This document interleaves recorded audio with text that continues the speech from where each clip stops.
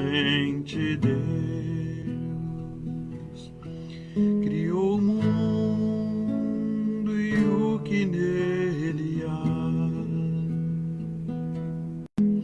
O ser que pode respirar existe para mostrar a glória do Senhor. Deus, somente Deus, os seus mistérios pode revelar, seus desígnios quem jamais um dia conheceu, pois Deus somente é Deus.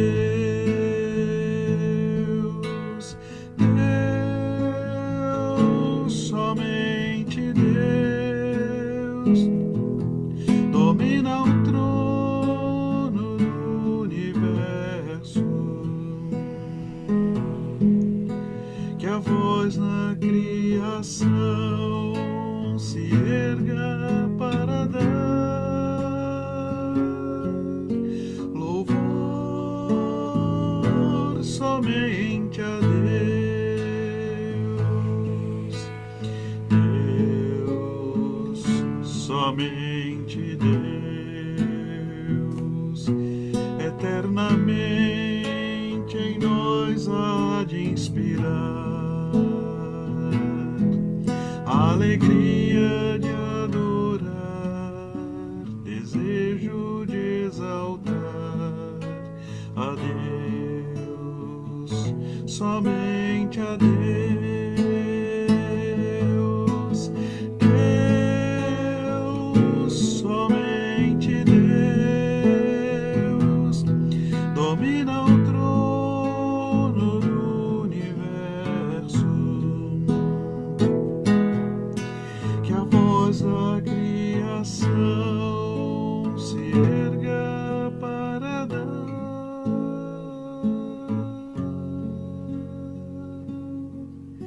louvor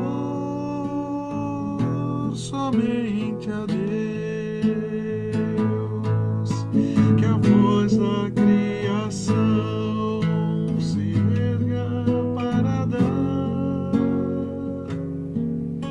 louvor somente a Deus.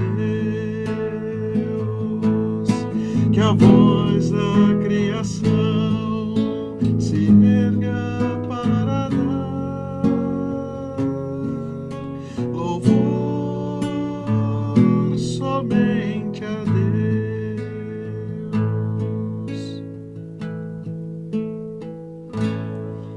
Amém, amém, amém. Gênesis capítulo 1, e eu vou citar hoje dois livros diferentes. O primeiro é esse daqui, olha. Está escrito Torá, a lei de Moisés. Aqui tem só a Torá, só o Pentateuco. Só.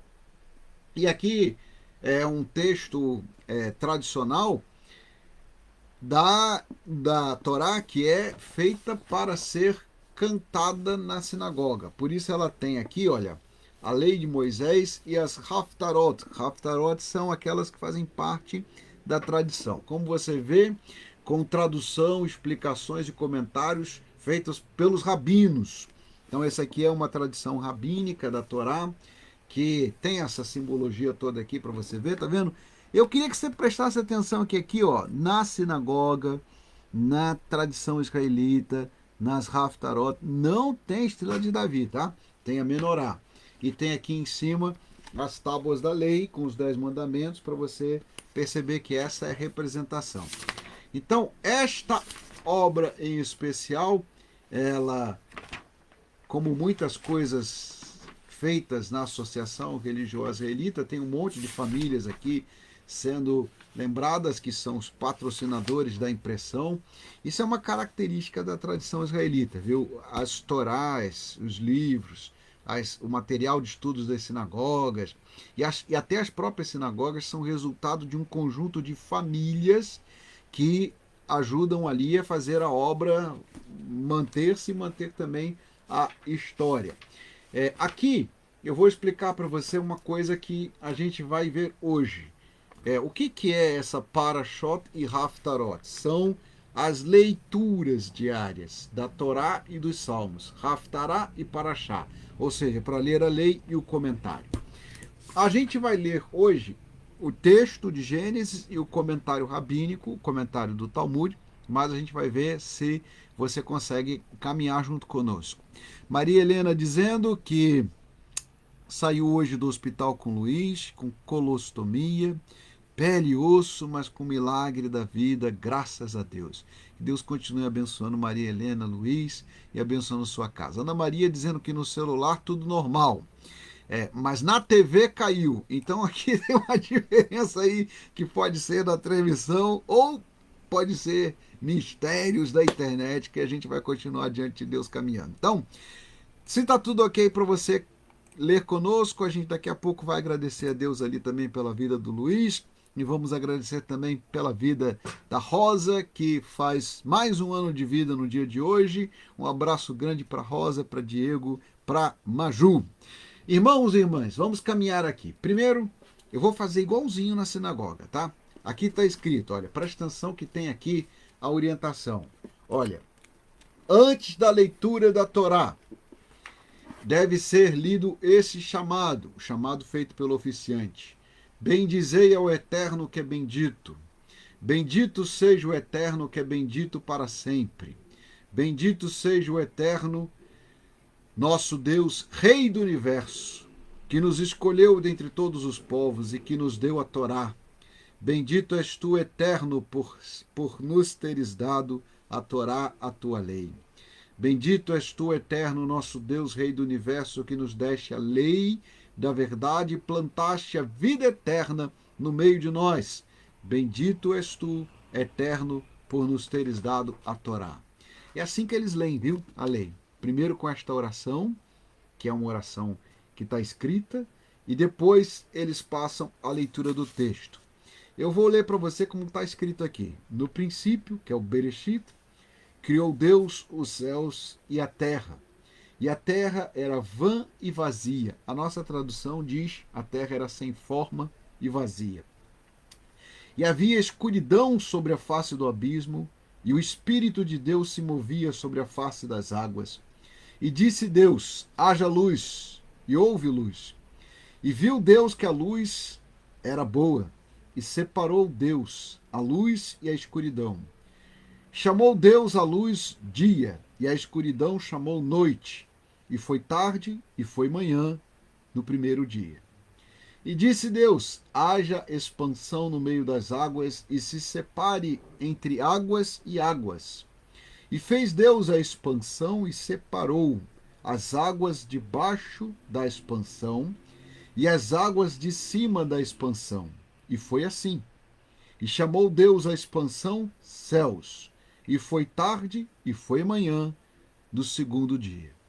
A gente vai parar aqui porque eu disse para você que a gente ia falar sobre essas águas e sobre céus. E hoje o nosso tema é exatamente esse. Vamos falar sobre céus. Primeiro, a primeira coisa que a gente precisa ver aqui é que o Talmud, que é o comentário rabínico sobre a lei, diz que o universo foi criado primeiro no mundo espiritual. E é o Talmud que nos ensina a entender que Shamaim, que é a expressão hebraica para céus, não significa somente o céu físico. E aqui o Talmud fala que neste texto aparecem céus por duas formas diferentes. A primeira, que é aquela que está no verso 1, que no princípio criou Deus os céus e a terra. O comentário do Talmud, o comentário rabínico, e o exegeta rabínico, exegeta judaico, ele diz que esta expressão, Shamaim, céus, antes da terra, significa que as coisas espirituais, os céus, foram criados antes da terra. E a terra, sem a orientação de Deus, ela é vã e vazia. A nossa nossa Bíblia diz sem forma e vazia. O objetivo, e aqui o Talmud vai dizer que o objetivo desta descrição é fazer um contraponto às diversas cosmogonias e às diversas teorias da origem do mundo que existiam no mundo antigo onde os hebreus viviam. E quais eram essas teorias? A primeira teoria era a teoria de que o mundo nasceu depois de uma guerra cósmica. Então, existia uma teoria antiga entre os povos antigos que o nosso mundo seria resultado de uma guerra cósmica. E por isso ele tem elementos de caos e desordem. O mundo seria uma guerra entre os deuses, e desse conflito entre os deuses nasceria a Terra, nasceria a humanidade, e os deuses continuariam suas brigas entre os homens.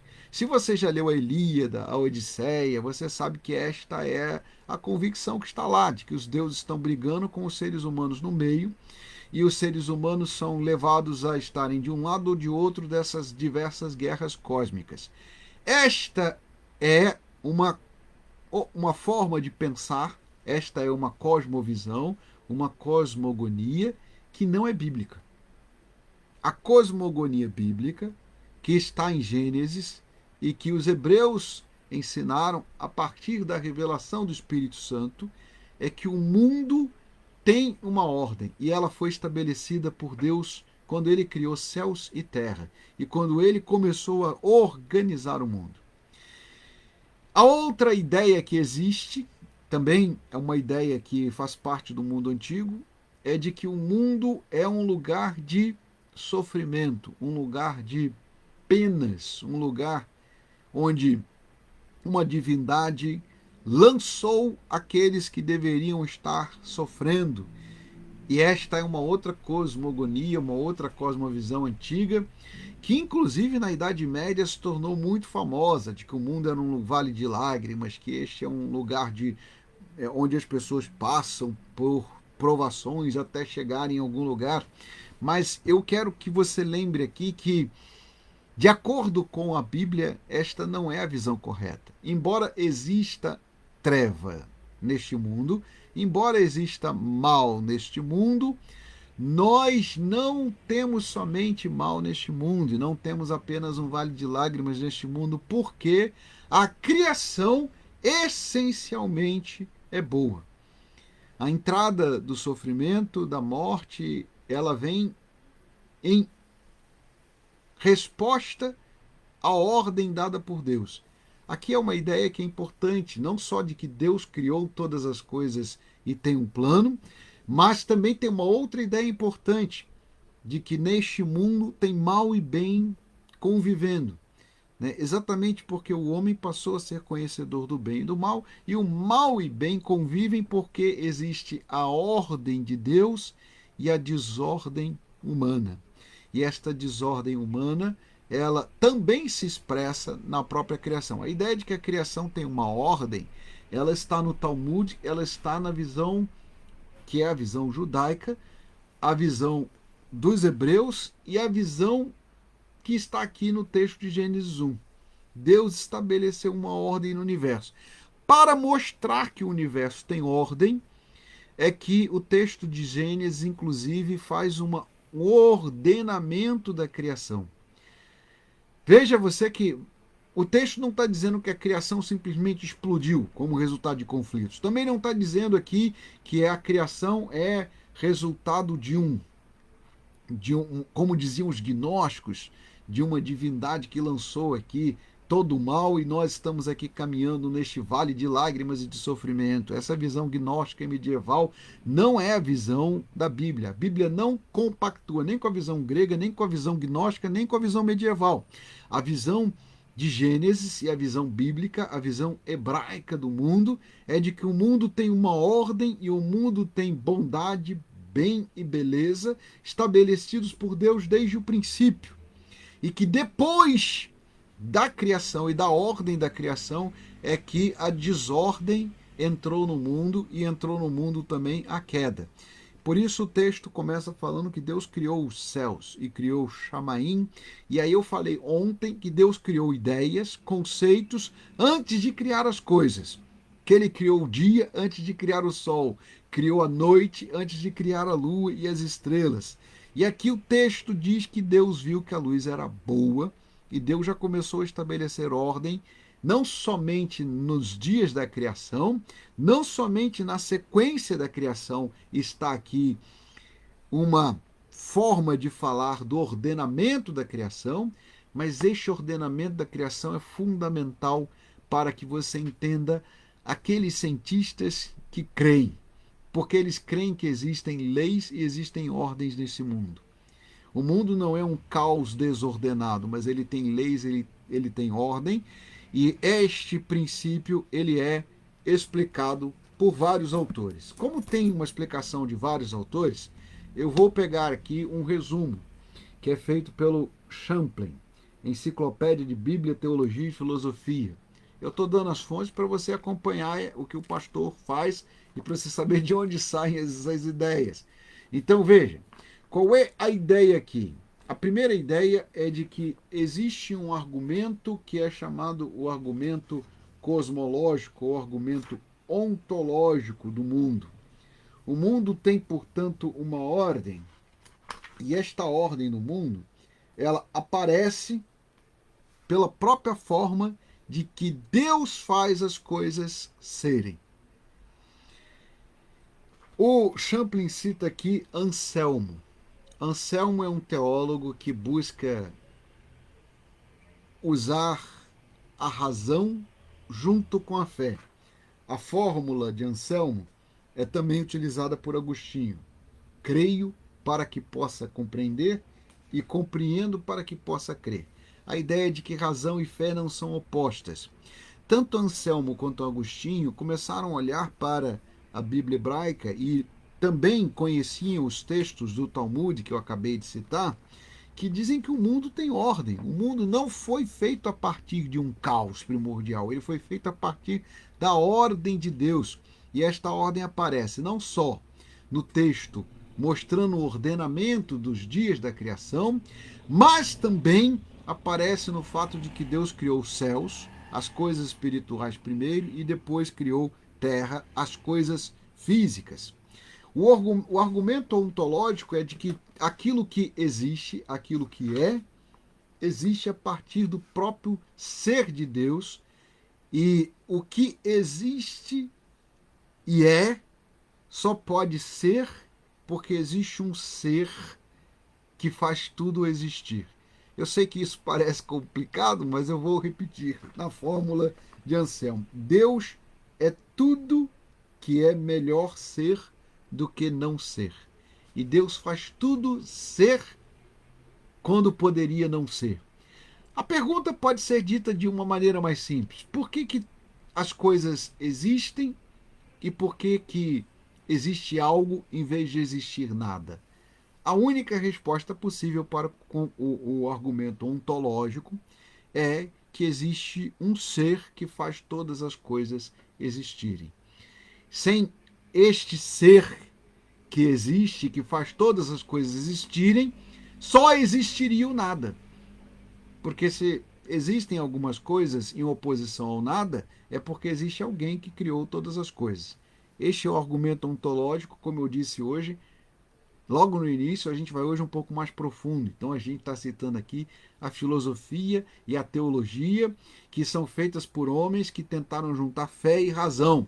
E eles estão primeiro respondendo essa pergunta: por que existe tudo e não existe o nada? Por que nós finalmente existimos e por que alguma coisa existe em vez de existir o nada? Porque existem duas possibilidades: existir algo ou não existir nada. E se você pressupõe que nada e tudo são duas possibilidades da existência, então você começa a perceber que deve existir uma origem da existência e deve existir uma lógica na existência. Para a Bíblia hebraica, para o Talmud, que é como eu acabei de ler junto com vocês, e para estes teólogos, Anselmo, Agostinho, e para os teólogos que o Champlin resume aqui na Enciclopédia Teológica, o ser de Deus é que faz com que nós possamos vencer o nada. O ser de Deus é que faz tudo existir. E Deus não só chama à existência todas as coisas, como ele coloca ordem na existência. No primeiro dia, ele constrói todo o seu plano. E no segundo dia, ele começa a executá-lo. Além do argumento cosmológico e ontológico que aparecem em Agostinho, em Anselmo, nós vamos ver que Kant também se dedicou a pensar nisto. E ao pensar sobre a origem de tudo, Kant também começou a pensar que existe algo no universo e na alma humana que nos fazem pensar naquilo que é bom, naquilo que é belo, naquilo que é justo. O que Kant está dizendo? Kant está dizendo que bom, belo e justo não são apenas ideias relativas entre os povos e não são apenas ideias que existem fora do mundo.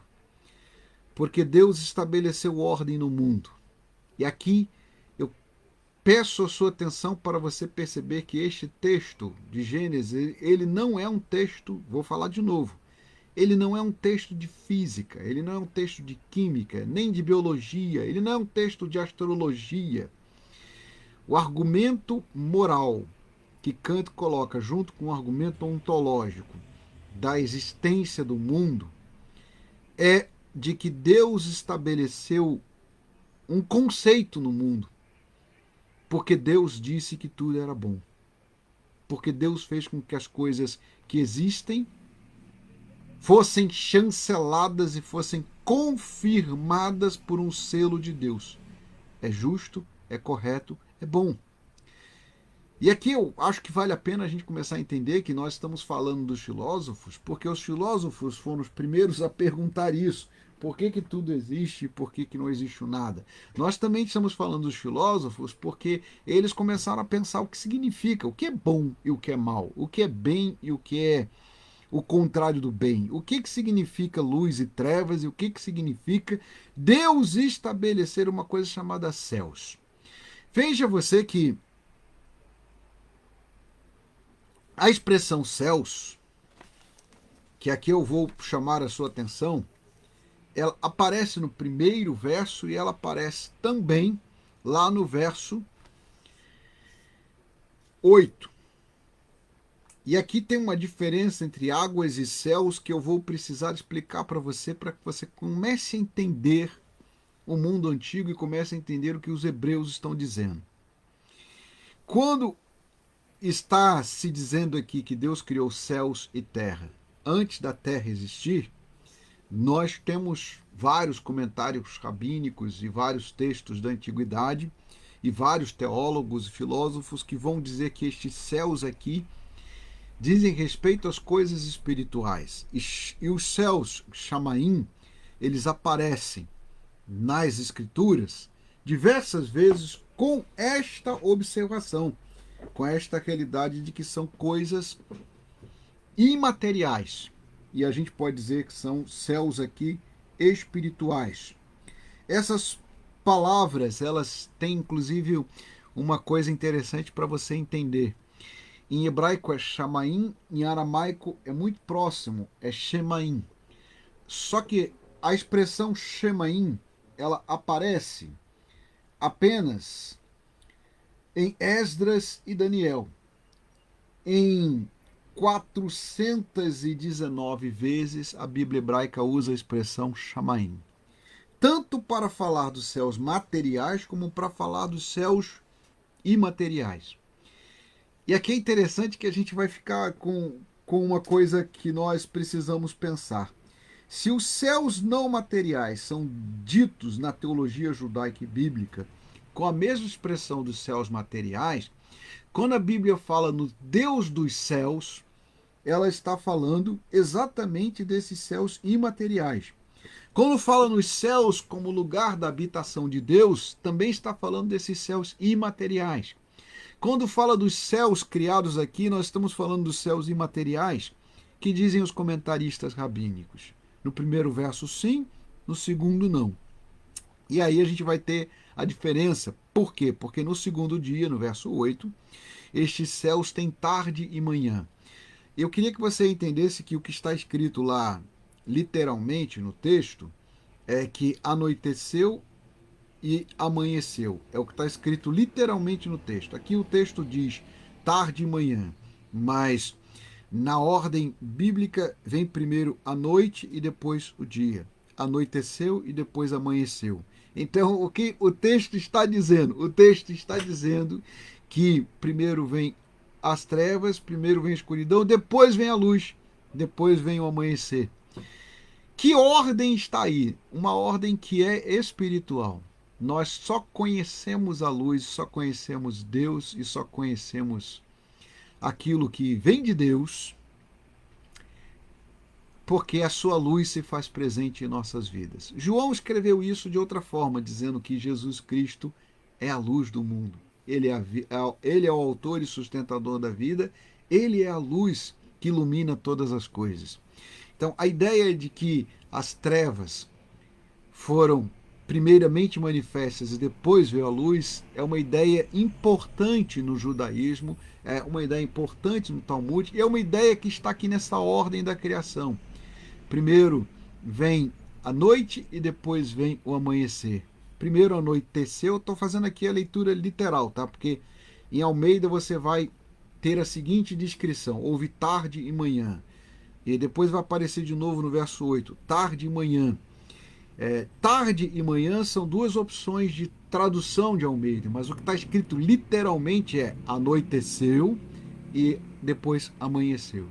Então anoiteceu e amanheceu, e Deus então organizou os céus, e estes céus foram aqui chamados, os céus materiais, de firmamento. Esta palavra em hebraico, firmamento, é uma ideia como se fosse uma lâmina, como se fosse assim uma espécie de camada que cobre a terra. Veja você que o texto bíblico não está falando daquilo que nós hoje sabemos. Hoje nós sabemos que o nosso planeta Terra tem uma fina camada atmosférica, tem inclusive a tal da chamada camada de ozônio que nos protege, e que isto cobre a Terra como se fosse uma espécie de camada mesmo, como se fosse uma espécie de lâmina. E esta é a palavra utilizada para ser traduzida aqui por firmamento. Só que eles também organizavam aqui uma coisa que nos ajuda a entender o que aparece lá no texto do dilúvio. Eles dividiam o mundo em 3 águas. E aqui as águas são pensadas como aquilo que existia primordialmente. No entendimento da cosmogonia e da organização do mundo na tradição hebraica e no Talmud, primeiro existiam as águas cobrindo tudo. Depois apareceram áreas secas. Eu vejo algumas vezes algumas pessoas que tentam juntar fé e ciência, fé e razão, dizendo que isto faz sentido, as águas tinham que vir primeiro e a vida teria vindo das águas. Eu vejo um monte de discussão sobre isso, mas a ideia deles não é esta, não é a ideia de pensar a origem da vida. O que eles estão pensando é que existia aqui uma necessidade de criar um ciclo das águas. E eles dividiram o ciclo das águas em 3 partes. Eles não estão pensando aqui necessariamente na água como origem da vida, eles estão pensando no fato de que a água é essencial para a existência da vida. Você tem que lembrar que esta teologia e esta narração bíblica foi feita por um povo que está acostumado a enfrentar o deserto e que entendeu, antes de muita gente, que a água era essencial para a vida.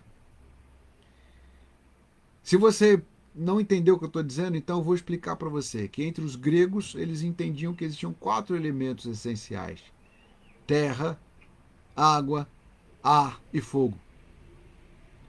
E as cosmogonias e as diversas teologias gregas juntam esses 4 elementos.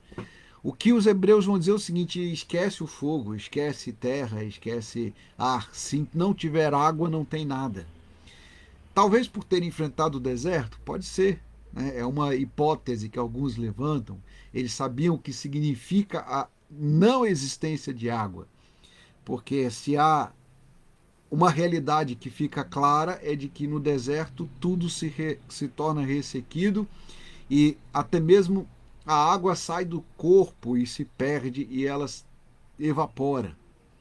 A ideia de um ciclo das águas é a primeira ideia que aparece aqui, a ideia de um mundo organizado em águas que estão acima de nós, águas que estão ao nosso alcance, as águas sobre a terra, e águas subterrâneas, as águas debaixo da terra. Por isso aqui há uma separação entre as águas e há uma separação entre os céus e a terra, acompanhando o primeiro e o segundo dia. Aqui a Bernadette está perguntando se Almeida pula a noite. Não é que Almeida pula a noite, é que Almeida traduz, opta por traduzir a palavra anoiteceu como tarde. Mas aqui o que está escrito é exatamente que o movimento do tempo começou a acontecer. Anoiteceu e amanheceu. Há uma ideia importante aqui, que é a ideia de que as trevas e a noite são algo que é vencido pelo amanhecer. Mas também tem a ideia aqui, que é a ideia da passagem do tempo. Lembrando que os antigos contavam o tempo diferente do nosso tempo de hoje. Nós contamos o tempo em 24 horas de um dia. Eles contavam o tempo entre dias e noites. E o dia tinha a sua primeira hora do dia no amanhecer, às 6 horas da manhã. E a noite tinha a sua primeira vigília da noite com o entardecer. Então, o anoitecer indicava ali um outro tempo. Então, existiam 2 tempos, um tempo do amanhecer e um tempo do anoitecer. Anoitecia, começava-se a contagem da noite, a contagem das vigílias da noite. Amanhecia, começava a contagem do dia. Então, é uma maneira diferente de contar o tempo, porque nós contamos o tempo em 24 horas e contamos o tempo a partir dos nossos relógios e calendários que são arbitrários e são algo que não necessariamente é construído pela natureza. Eles contavam os dias pela natureza, então eles contavam os dias em manhãs e tardes. Eles contavam o amanhecer e o anoitecer. O amanhecer e o anoitecer davam a contagem do tempo.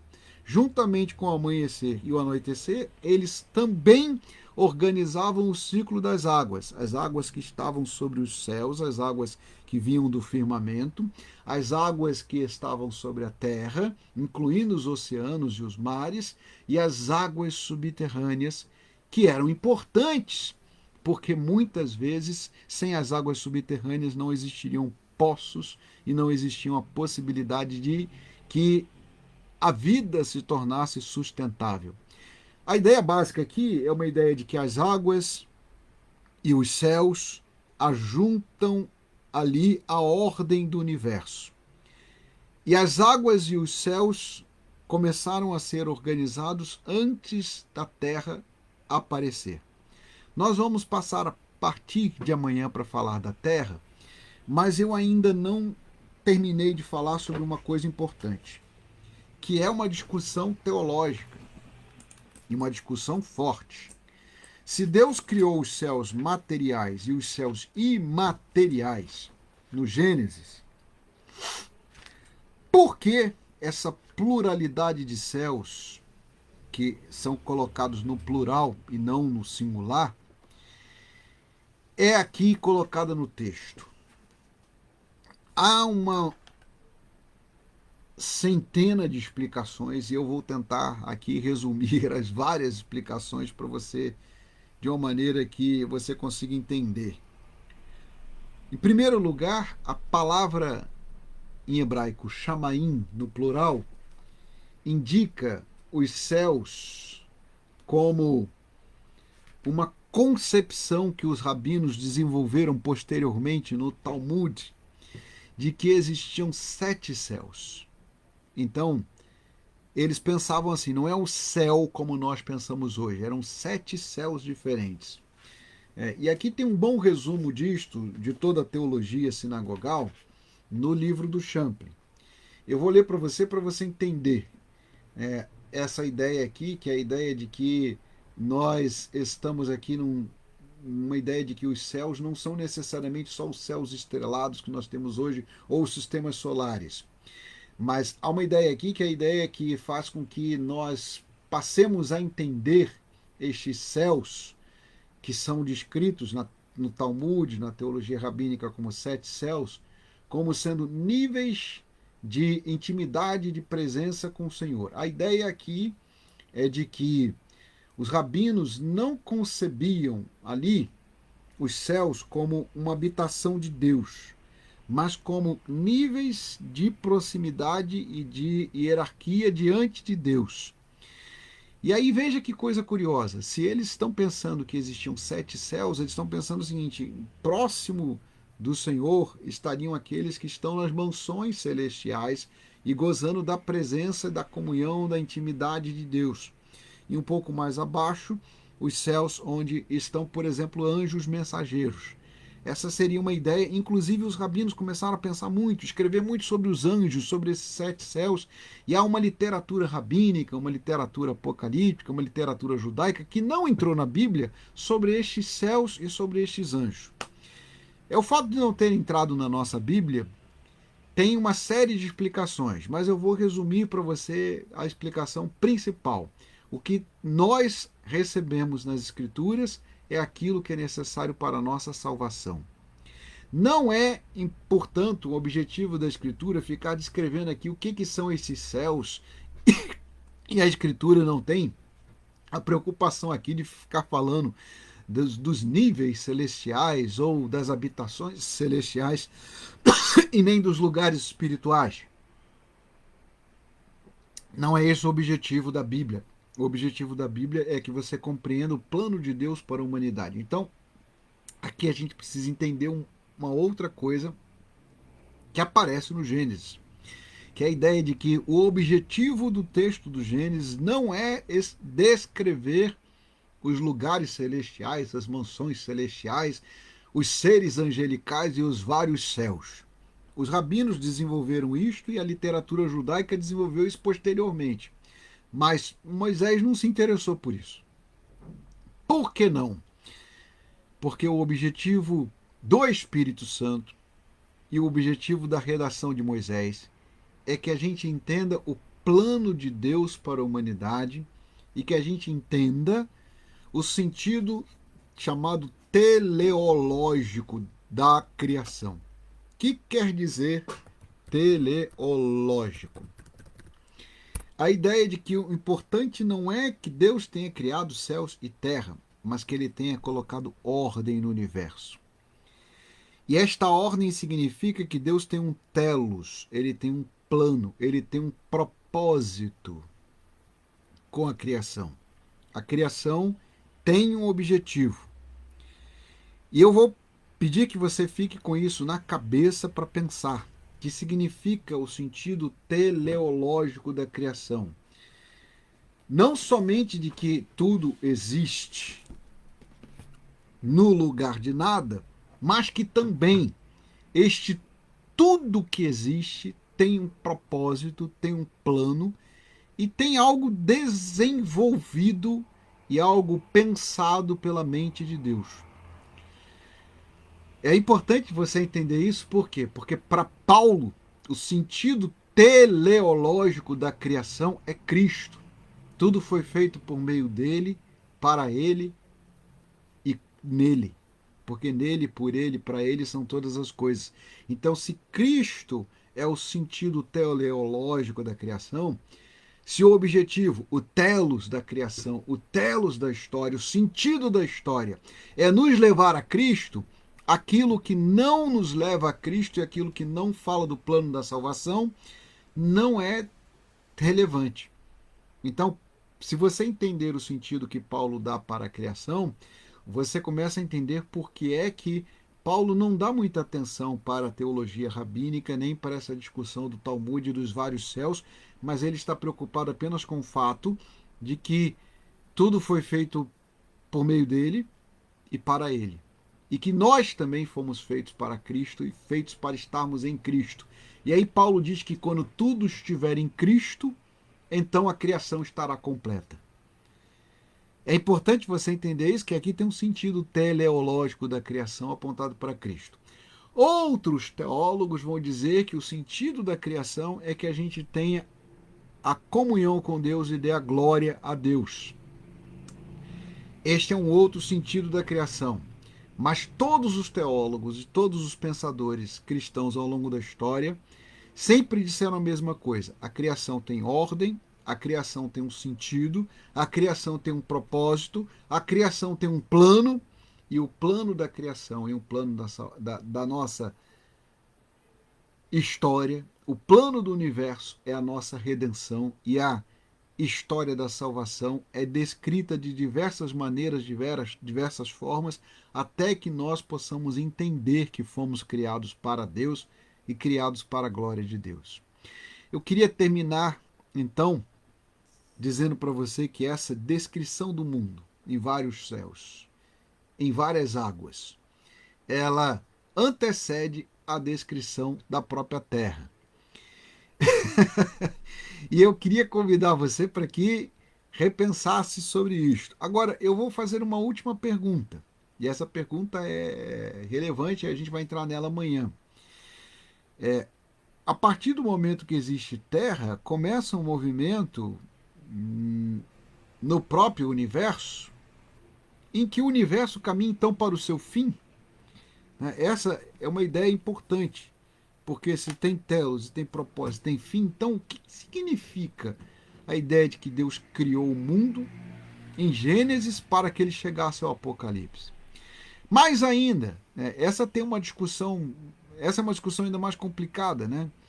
De que universo estamos falando? Porque alguns dizem que existe um universo finito e outros dizem que existe um universo infinito.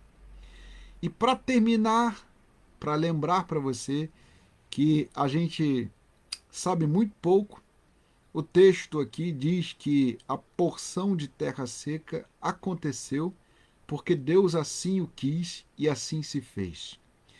Bom, eu quero que você comece a pensar, né, um pouco sobre o que esse texto nos diz, mas acima de tudo, que você pense qual é o significado, qual o sentido desse texto. Essa é a pergunta principal. Não a pergunta de como o texto se construiu, nem o que ele constrói em termos de literatura, de forma gramatical, linguística, ou mesmo na análise, que às vezes se faz, a análise textual, gramatical do texto. Aqui tem uma outra coisa mais importante, que é o significado do texto bíblico para nós. E a pergunta sobre qual o sentido desse texto é a pergunta que nós vamos fazer a partir do terceiro dia. E aqui eu já falei e já antecipei uma coisa que você vai pensar. Tem o primeiro dia, tem o segundo dia, tem o terceiro dia. Tem teólogos que vão nos dizer coisas interessantes sobre esses dias e a gente vai ter que pensar isso juntos a partir de amanhã, se Deus quiser, se Jesus não voltar antes. Nós estaremos aqui louvando o Criador, meditando sobre a criação e estaremos buscando o objetivo da nossa história. Vamos orar juntos? Vamos fazer uma oração final? E aqui quero aproveitar para saudar os irmãos que chegaram depois. Você pode rebobinar aqui, rebobinar e voltar a fita. Você pode voltar o vídeo, pode ir para a origem, fique à vontade para você rever, para você acompanhar e anotar aqui. E se quiser, faça como outras pessoas ali, mande a sua pergunta, a sua mensagem pelo Zap, pelo e-mail, pelo Messenger aqui no Facebook ou lá pelo Instagram. A gente está aqui nessas 4 plataformas para você ouvir, para você ver, para você caminhar conosco. Deus nos abençoe e nos ajude a meditar na beleza da criação, no propósito da nossa vida e no poder do Criador. Vamos orar? Santo e eterno Deus, nós te bendizemos porque tudo foi criado segundo o teu propósito, segundo o teu plano, segundo o teu querer, e nós também fomos criados dentro deste plano divino maravilhoso, do qual nós conhecemos apenas aquilo que é essencial. E o essencial do teu plano é que tu nos criaste para ti, nos criaste para Cristo, para que possamos estar eternamente contigo. E nós te bendizemos por isto, ó Deus, e bendizemos-te porque toda a narrativa da criação responde às perguntas dos homens e responde às diversas histórias que foram contadas dizendo a mesma coisa. O mundo não foi criado do caos, o mundo não foi criado sem sentido. A existência não é uma existência vã e vazia, mas tudo foi criado segundo o teu querer, segundo o teu propósito, segundo o teu plano. E ainda que não conheçamos teus desígnios e teus planos, nós conhecemos o teu imenso amor.